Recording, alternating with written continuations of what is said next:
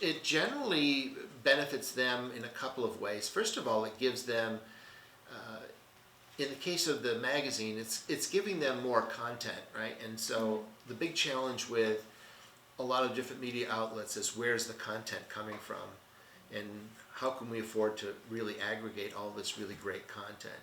So taking content from through PR channels can definitely help with that. For the films, I think it also gives you a greater sense of credibility if you see recognized brands that show up.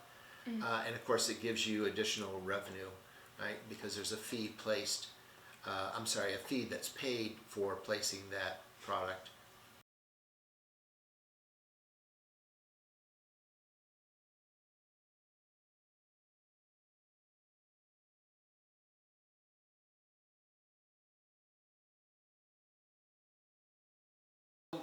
A lot of people have become rather immune to advertising just because we're bombarded with it.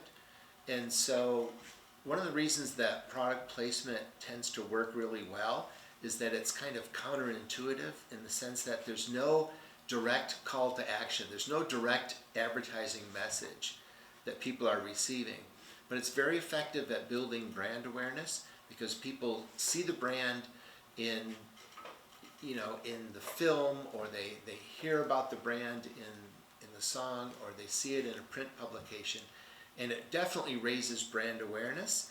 And the other reason that it tends to work well is that people are more easily engaged when they're being entertained, or they're relaxed, or they're enjoying whatever form of media they're consuming, and they tend to be more open therefore to the message, especially when it is presented to them in a rather low-key or non-confrontational way.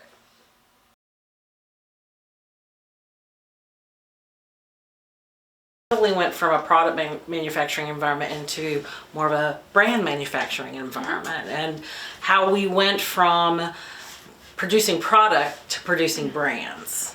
And where we are today, we find we're past the brand manufacturing. We're now into the brand lifestyle and encompassing of a brand for the consumer.